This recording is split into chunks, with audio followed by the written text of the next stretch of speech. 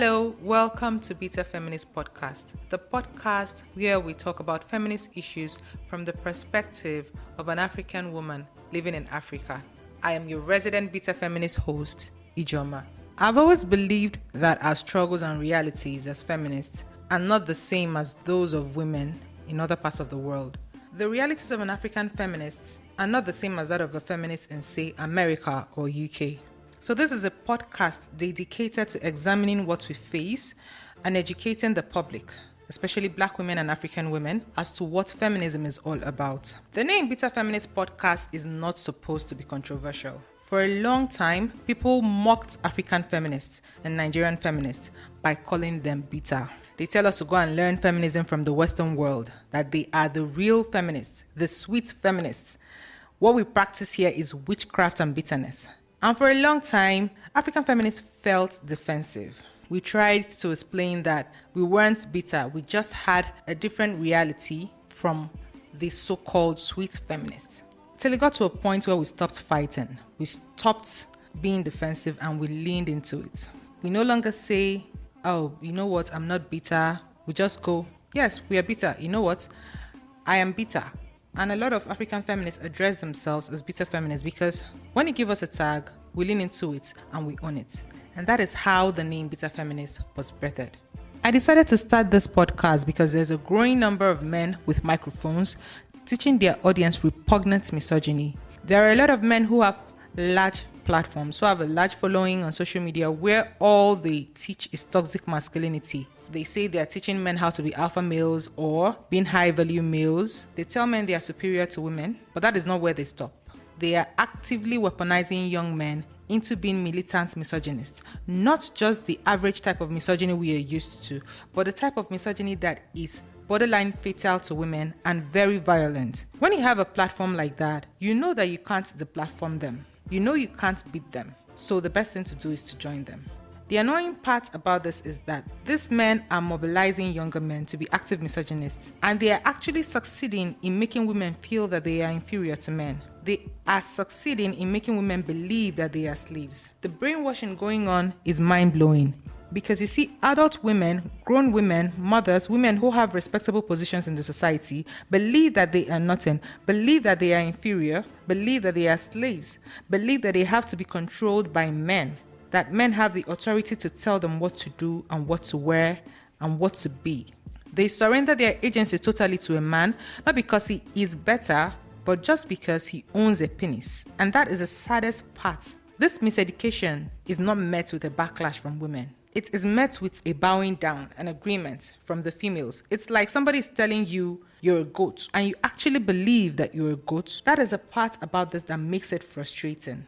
These men with microphones are weaponizing their misogyny. Their misogyny is cruel, is borderline violent, and is actually succeeding in making women believe they are not nothing.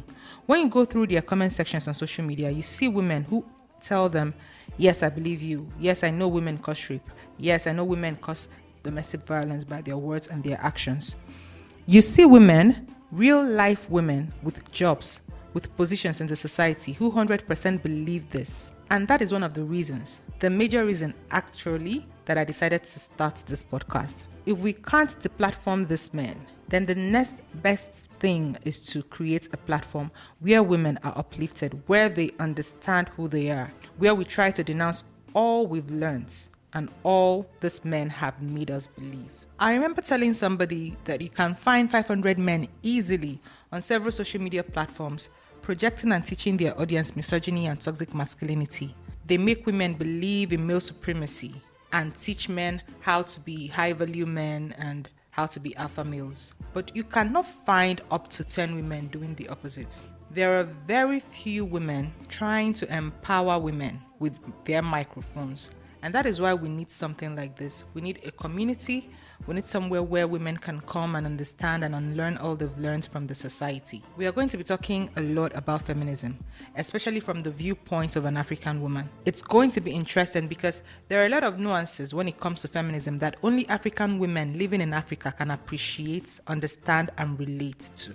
When you talk about stuff like bride price, I don't think it's something that any Western feminist can relate to. When we talk about female genital mutilation, when we talk about transactional sex, when we talk about what we call building with men, these are big topics in Nigeria and Africa. When we talk about nuances of consent, these are things that are not really issues in the Western world. The Western feminists don't have to agitate over these issues because these are the things that are common sense over there. But here in Africa and in Nigeria, it isn't. So we're going to be talking about all these things, about misogynoir, sexual agency, body autonomy, so many things.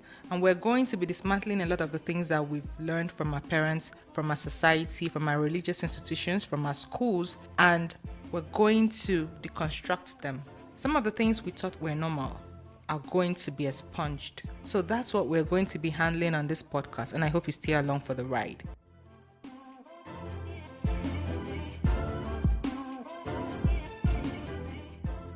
One thing I hope this podcast achieves is that it leads to a mental shift for thousands of African women. I want more women understanding that they are equal to men, coming into their own, knowing that the only reason they've been indoctrinated to believe they are inferior is because they are Africans. We are shaped by our environment. You believe you're inferior to men, you've been told that all your life. If you grew up in, say, Sweden, a country that has a gold standard in gender parity, you will not have that same belief. We're going to be dismantling a lot of the things we've learned from our parents, our society, our religious institutions, our schools, and even ourselves. Some of the things we thought were normal are going to be expunged.